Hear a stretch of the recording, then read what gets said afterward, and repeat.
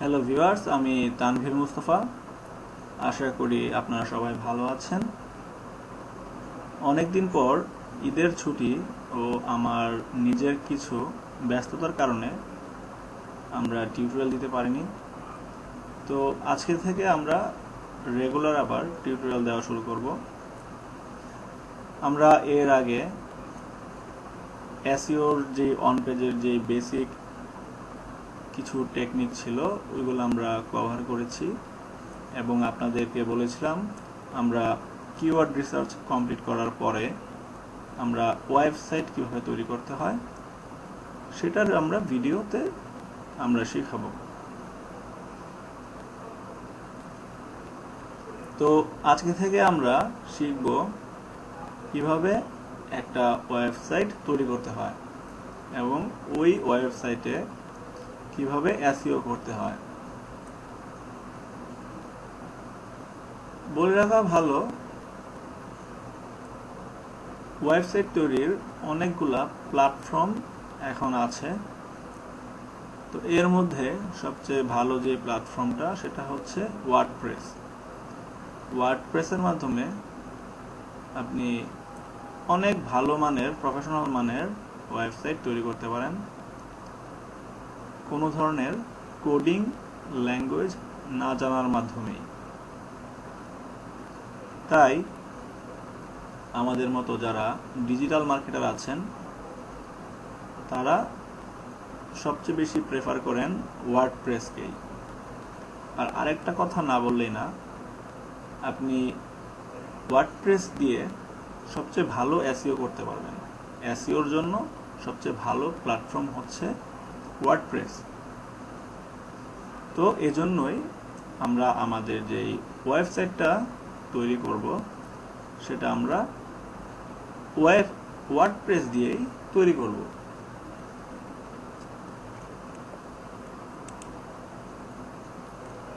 তো চলুন আমরা যখন একটা ওয়েবসাইট তৈরি করব সেটা সম্পর্কে একটু আমরা বেসিক জেনে আসি। তো প্রথমেই আসছে যে ওয়েবসাইট কি। তো ওয়েবসাইট হচ্ছে কিছু ওয়েব পেজ একসাথে থাকবে। যেই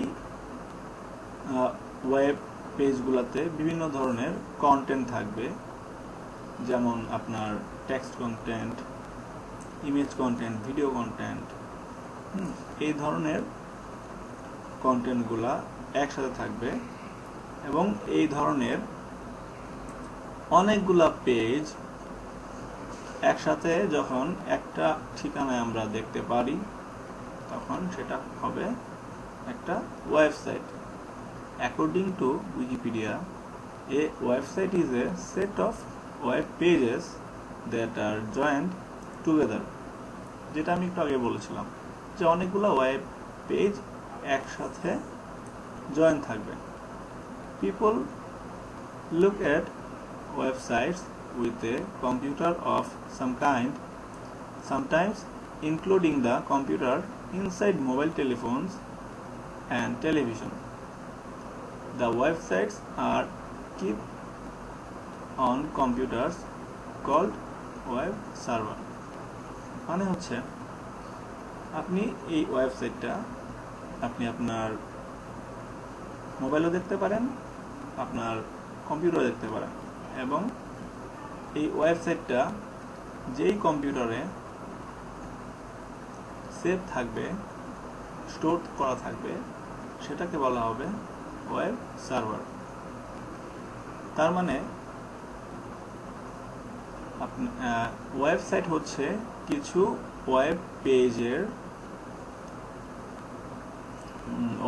জয়েন থাকবে, যেই ওয়েব পেজগুলা প্রোগ্রামিং ল্যাঙ্গুয়েজ দিয়ে এক একটা পেজ তৈরি করা হয় এবং এই ধরনের জয়েন অনেকগুলা ওয়েব পেজ একসাথে থাকে বলা হচ্ছে ওয়েবসাইট।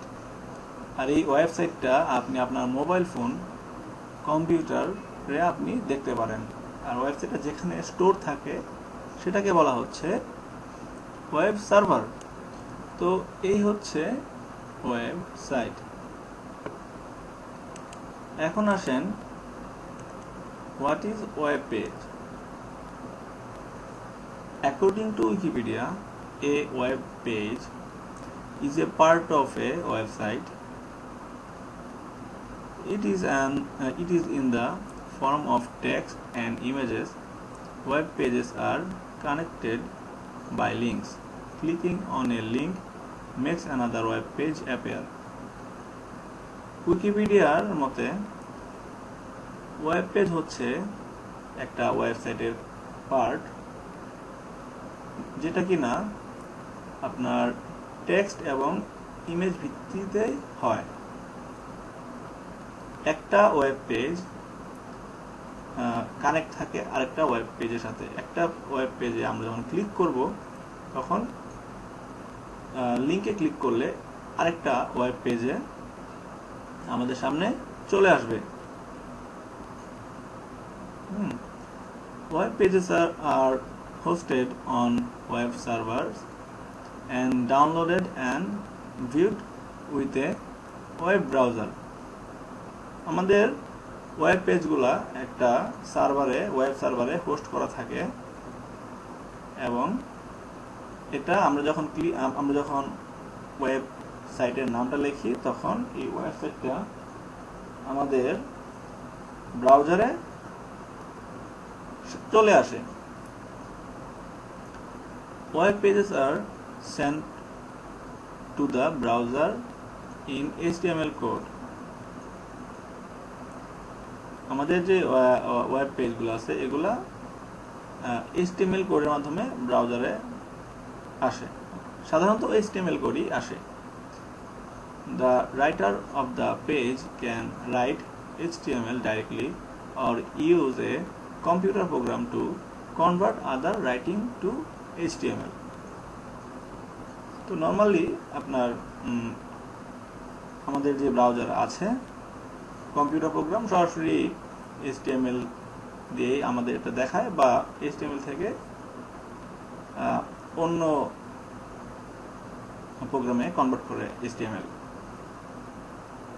তো এভাবেই আসলে একটা ওয়েব পেজ তৈরি করা হয়। আমি আরো যদি সহজভাবে বলি, তাহলে ওয়েব পেজ হচ্ছে এমন একটা পেজ যেটা কিনা প্রোগ্রামিং ল্যাঙ্গুয়েজ দিয়ে করা হয়ে থাকে। সাধারণত HTML এই বেশি ইউজ করা হয়। তো এর মাধ্যমে একটা পেজের মধ্যে কোডিং এর মাধ্যমে আমরা বিভিন্ন কন্টেন্ট, যেমন text content, image content, video content, এগুলো আমরা যখন অ্যাড করে থাকি ওইটার সমষ্টিকে একটা ওয়েব পেজ বলে। মানে আমরা যখন একটা ওয়েবসাইটে ঢুকি তখন ওয়েবসাইটে আমাদের সামনে যা আসে ওই পেজটা বা ওই লিংকটা হচ্ছে ওয়েব পেজ। যেমন আমরা যখন এসএসসি বা এইচএসসির রেজাল্ট দেখতে যাই তখন আমরা একটা নির্দিষ্ট একটা লিংকে আমরা প্রবেশ করি, আর সেই লিংকটা হচ্ছে একটি ওয়েব পেজ। ওই ওয়েবসাইটের ওয়েব পেজ এটা।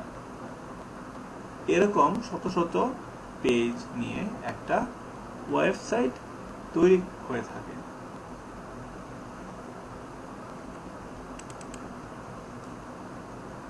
এখন কথা হচ্ছে, আমরা যে ওয়েবসাইট তৈরি করব আমাদের কোডিং ল্যাঙ্গুয়েজ অবশ্যই জানা থাকতে হবে।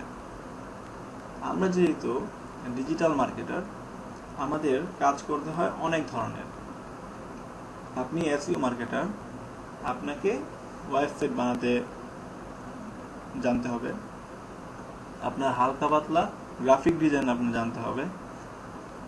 আপনার ভালো ইংলিশ জানতে হবে।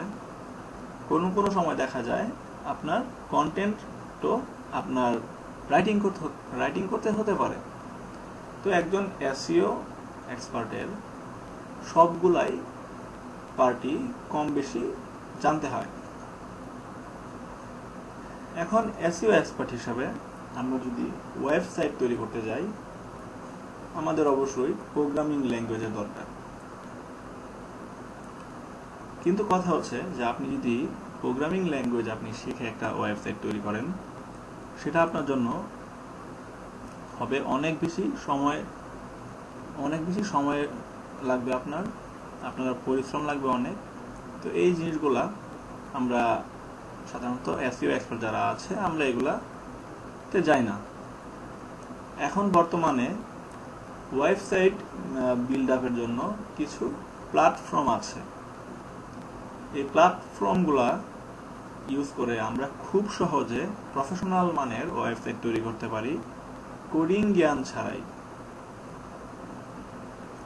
তো এর মধ্যে সবচেয়ে জনপ্রিয় হচ্ছে ওয়ার্ডপ্রেস, এরপরে আছে আপনার জুমলা, ওপেনকার্ট, ম্যাজেন্টো, দ্রুপাল।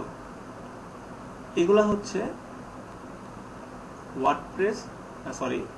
ওয়েবসাইট তৈরি করার প্ল্যাটফর্ম। এই প্ল্যাটফর্মগুলো যদি আপনি ইউজ করেন, আপনি খুব সহজে আপনি আপনার জন্য প্রফেশনাল মানের একটা ওয়েবসাইট আপনি তৈরি করতে পারেন। তো আমরা আমাদের যেহেতু ওয়ার্ডপ্রেস দিয়েই আমাদের সাইটটা তৈরি করব, আমরা ওয়ার্ডপ্রেস দিয়ে কিভাবে সাইট তৈরি করতে হয় সেটা আমরা ডিটেল দেখব। তো চলুন আমরা ওয়ার্ডপ্রেস সম্পর্কে আরো একটু বিস্তারিত ভাবে জেনে নিই।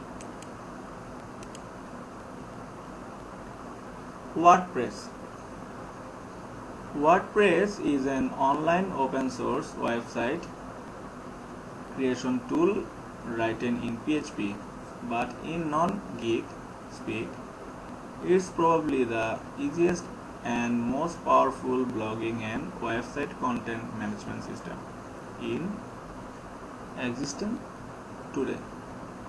It used on millions of sites and seen by tens of millions of people every day.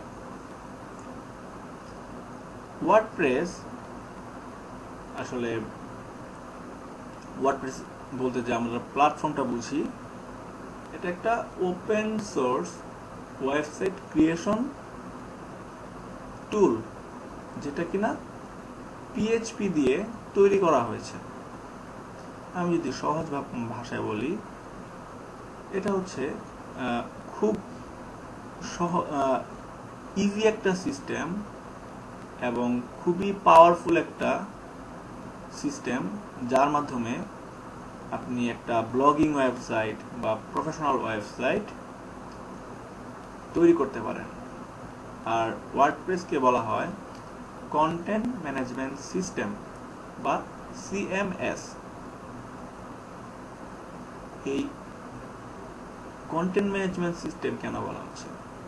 কারণ এটা একটা প্ল্যাটফর্ম ওয়েবসাইট তৈরি করা বা এটা একটা এনভায়রনমেন্ট ওয়েবসাইট তৈরি করা। এটার মধ্যে সবকিছু ডেভেলপাররা, প্রোগ্রামাররা প্রোগ্রামিং করেই রেখেছেন। আপনি আপনার ইচ্ছা মতো আপনি এটা কাস্টমাইজ করার মাধ্যমে আপনি অনেক ভালো মানের ওয়েবসাইট তৈরি করতে পারবেন। তো ওয়ার্ডপ্রেস হয় দুই ধরনের। একটা হচ্ছে wordpress.com এবং আরেকটা হচ্ছে wordpress.org। wordpress.com-টা একদমই ফ্রি। আপনি wordpress.com এ গিয়ে আপনি সাবডোমেনের মাধ্যমে আপনি আপনার নাম সহ একটা ফ্রি ব্লগিং সাইট আপনি খুলতে পারেন, যেটা কিনা টোটালি ফ্রি wordpress.com থেকে। তো আপনার ডোমেন বা হোস্টিং কিছুই দরকার নেই। আপনি wordpress.com থেকে আপনি আপনার নাম সহ সাবডোমেনে একটা ওয়েবসাইট পাবেন, যেমন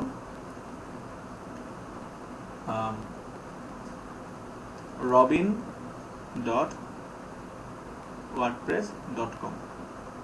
এটা হচ্ছে আপনার একটা ডোমেন নেম wordpress.com থেকে। এভাবে আপনি ফ্রি wordpress.com এ আপনি সাইট খুলতে পারেন। তবে wordpress.org বা org যে প্ল্যাটফর্মটা, এটাই হচ্ছে প্রফেশনাল মাধ্যম। আমরা wordpress.org এর মাধ্যমে আমরা একটা প্রফেশনাল সাইট তৈরি করে থাকি। এজন্য আমাদের ডোমেন এবং হোস্টিং লিজ নিতে হয়। আপনারা সবসময় মনে রাখবেন, হোস্টিং বা ডোমেন কখনোই কেনা যায় না।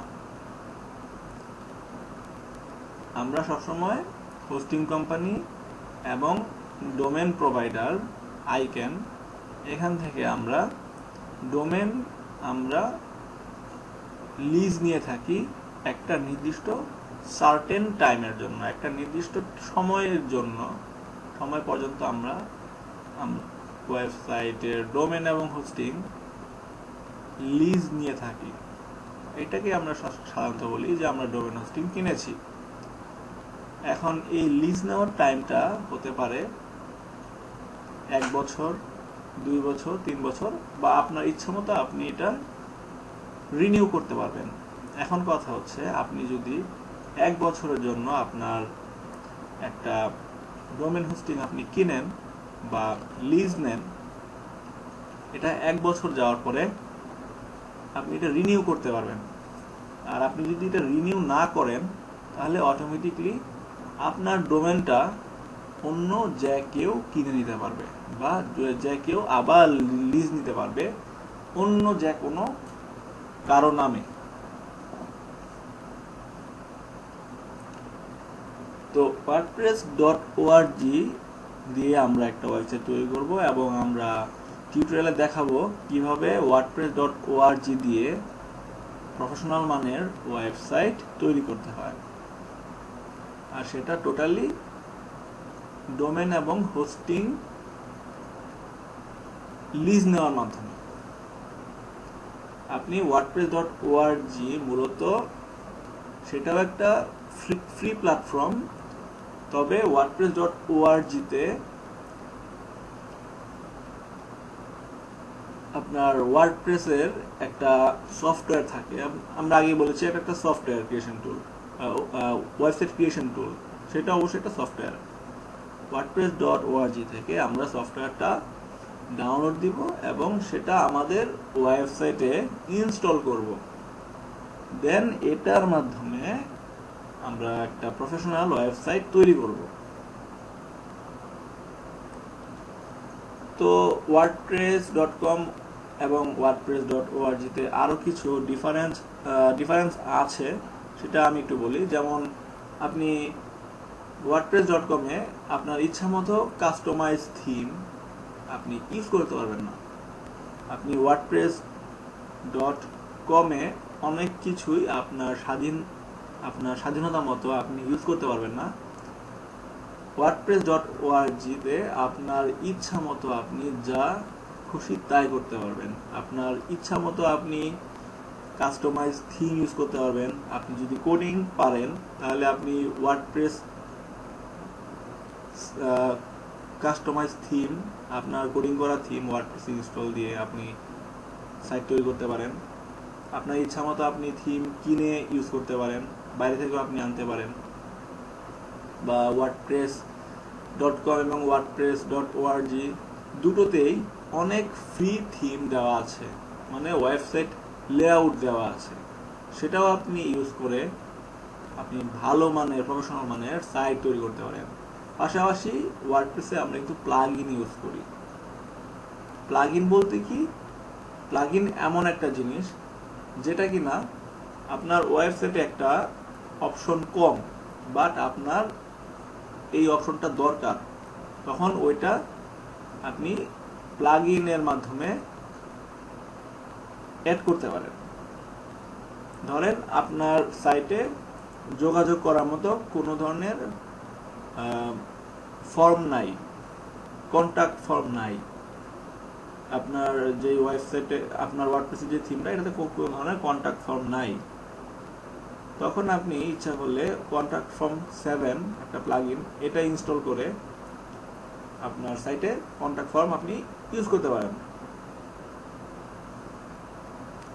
এই হচ্ছে প্লাগইন। তো প্লাগইন নিয়ে এখন আর এত টেনশনের কোনো কিছু নাই, আমরা প্র্যাকটিক্যালি সবগুলাই দেখব, তখন আপনারা সবগুলা ক্লিয়ার হয়ে যাবেন। তো প্লাগইন বলছিলাম কি, প্লাগইন wordpress.org তে আপনি প্লাগইন ইউজ করতে পারবেন, আর wordpress.com যেটা সেটাতে আপনি প্লাগইন ইউজ করতে পারবেন না। ডিফারেন্স অনেক আছে, সবচেয়ে ভালো হচ্ছে wordpress.org টাই ইউজ করা।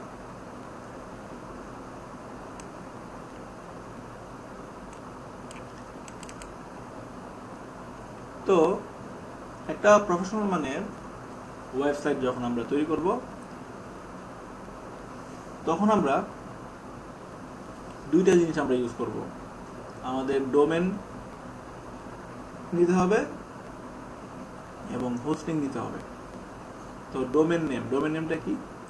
এ domain name is a human readable web address that points to an IP address and helps users to access website or other resource in a convenient way.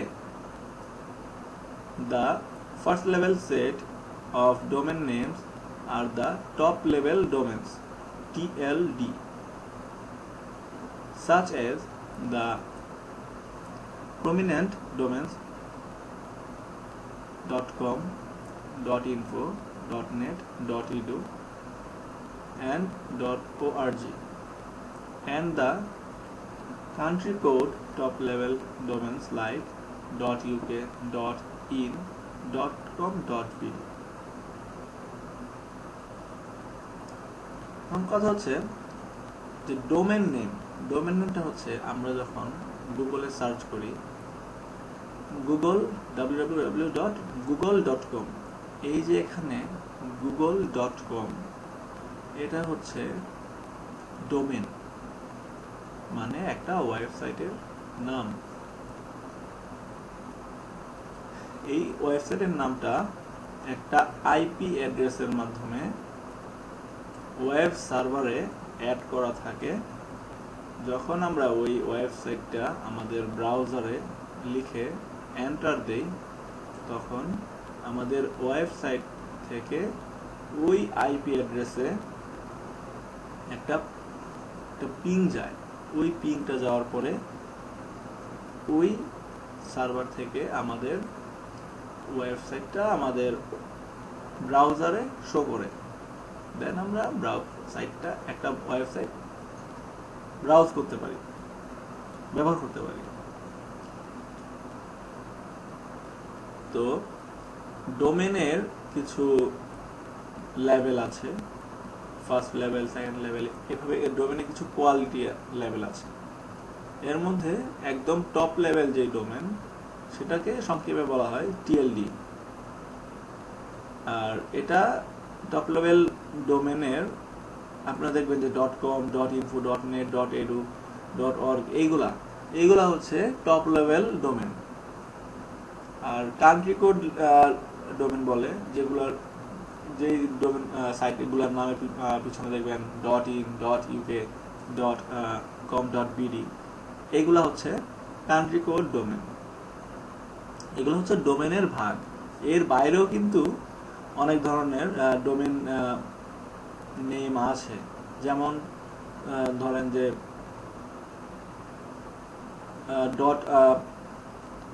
.today, তারপর .press, হ্যাঁ, এই ধরনের আরো এই ধরনের .science, এই ধরনের আরো ডোমেন আছে।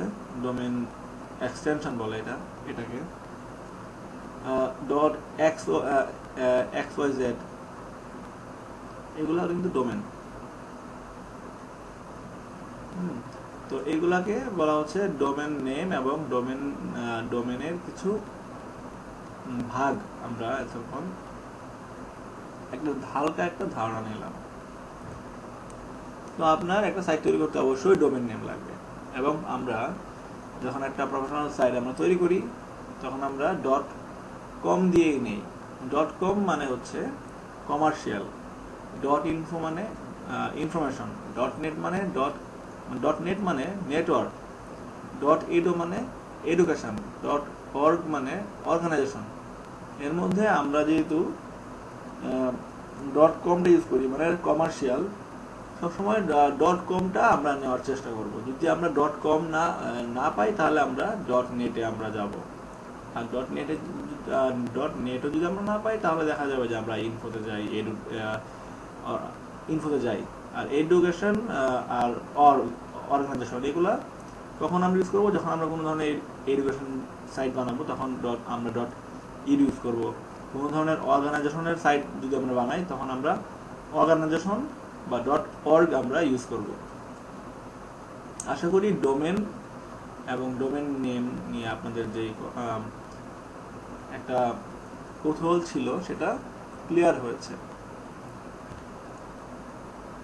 এরপরে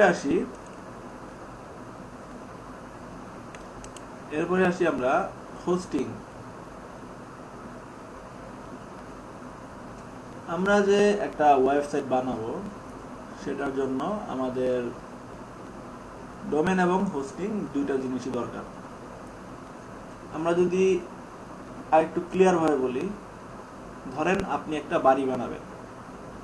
আপনি বাড়ি বানানোর জন্য ফার্স্টে আপনি কি করবেন, জায়গা কিনবেন। জায়গা কেনার পরে সেখানে আপনি বাড়ি বানাবেন। আপনি হাফ বিল্ডিং বানান আর আপনি 5 তলা ফাউন্ডেশন দিয়ে বিল্ডিংই বানান, এটা আপনার উপরে। ফার্স্টে কি করতে হবে, আপনার জায়গা কিনতে হবে। তারপরে ওখানে আপনি বিল্ডিং করবেন এন্ড দেন আপনি ওই বাড়ির একটা নাম দিবেন। ওয়েবসাইটকেও বাড়ি বানানোর সাথে আমরা তুলনা করতে পারি। সেটা কেমন? আপনি যদি বাড়ি বানাতে চান ফার্স্টে আপনার কি কিনতে হবে, জায়গা কিনতে হবে। ঠিক সেম ভাবে আপনি একটা ওয়েবসাইট তৈরি করতে হলে আপনার হোস্টিং কিনতে হবে।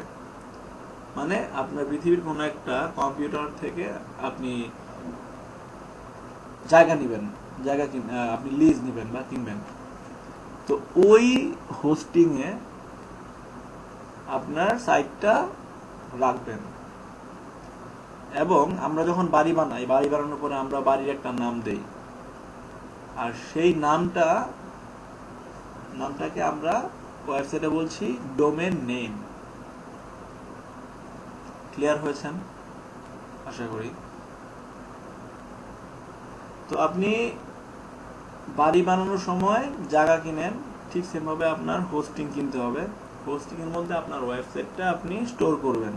ঠিক সেম ভাবে আমরা বাড়ি বানানোর পরে আমরা বাসা যখন বানাই, বাসাটা আমরা বাড়ির জায়গার উপরে বানাই। আমাদের যখন বাসাটা হয়ে যায় তখন আমরা বাসাটার নাম রাখি। আর ঠিক সেম ভাবে আমাদের ওয়েবসাইটেরও একটা বাড়ির মতো আমাদের একটা নাম দিতে হয়, আর সেটাই হচ্ছে ডোমেন নেম। আশা করি হোস্টিং এবং ডোমেন নিয়ে আপনাদের কনফিউশন দূর হয়েছে। হোস্টিং নিয়ে আরেকটু বলি। হোস্টিং হচ্ছে একটা স্পেস, এটা একটা পিসি, এটাকে বলা হয় সার্ভার পিসি। কোন একটা সার্ভার পিসিতে আপনি ওই পিসির একটা নির্দিষ্ট অংশ আপনি লিজ নিতে পারবেন। ওই পিসিটা 24 আওয়ার্স অনলাইনে কানেক্টেড থাকে, যেটার মাধ্যমে ওই পিসিতে আপনি আপনার ওয়েবসাইট ইনস্টল করে আপনার ওয়েবসাইটটা 24 আওয়ার্স ইন্টারনেটে অন রাখতে পারেন। তো সার্ভার পিসি যেগুলা, এগুলা আপনার সার্ভার পিসি গুলা একটা নির্দিষ্ট একটা জায়গায় থাকে, সেটাকে বলা হয় ডাটা সেন্টার। ডাটা সেন্টার মানে কি, বিশাল বিশাল ফ্লোর নিয়ে বিল্ডিং করা হয়। ওই ফ্লোর গুলোর মধ্যে মানে হাজার হাজার সার্ভার পিসি পাশাপাশি রাখা হয়, এগুলোকে বলা হয় ডাটা সেন্টার। তো ওই ডাটা সেন্টারের কোনো একটা সার্ভার পিসি থেকে আপনি নির্দিষ্ট একটা অংশ নেন, যেটার মাধ্যমে আপনার সাইট ওই সার্ভার পিসিতে ইনস্টল হয়ে থাকে, সেটা দিয়ে আমরা ওয়েবসাইট সারা পৃথিবীতে দেখতে পারি। আশা করি হোস্টিং সম্পর্কে আপনারা ক্লিয়ার হয়েছে।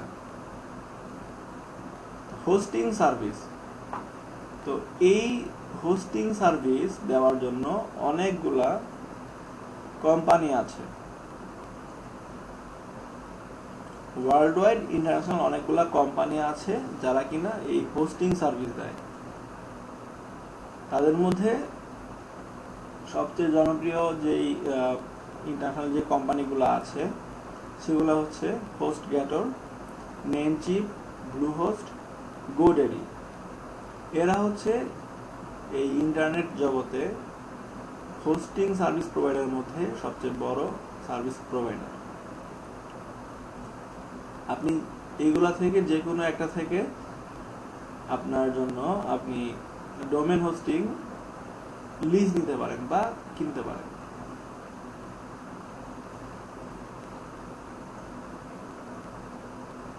আশা করি হোস্টিং সার্ভিস সম্পর্কে আপনারা ক্লিয়ার হয়েছে। এখন আমরা যখন একটা হোস্টিং কিনবো বা লিজ নিব, হোস্টিং লিজ নিলে ওই হোস্টিং এর সাথে এই হোস্টিংটা অপারেট করার জন্য একটা বিল্ট ইন সফটওয়্যার দেওয়া থাকে। ওই হোস্টিং প্রোভাইডাররাই আপনাকে সেই হোস্টিং সফটওয়্যারটা দিয়ে থাকে, আর সেটার নাম হচ্ছে cPanel বা কন্ট্রোল প্যানেল। এই cPanel-এর মাধ্যমে আপনার পুরো হোস্টিংটা আপনি কন্ট্রোল করতে পারেন। এটার মাধ্যমে আপনি আপনার সাইট আপনি হোস্টিংয়ে ইনস্টল করতে পারেন। বিভিন্ন সার্ভিস আছে, এগুলো আপনি cPanel-এর মাধ্যমে আপনি ইউজ করতে পারেন। আপনার ওয়েবসাইট cPanel-এর মাধ্যমে কন্ট্রোল করতে পারেন। আপনার যদি মাল্টিপল ডোমেন থাকে, আপনি ডোমেনগুলা আপনি cPanel-এ আপনি পার্ক করে রাখতে পারেন বা অ্যাড করে রাখতে পারেন। সহজ কথায় cPanel হচ্ছে একটা সফটওয়্যার যার মাধ্যমে আপনার হোস্টিং প্লাস সফটওয়্যার আপনি কন্ট্রোল করতে পারবেন।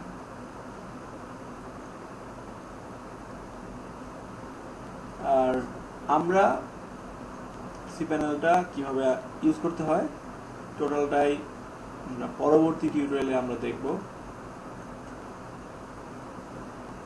তো এর মধ্যে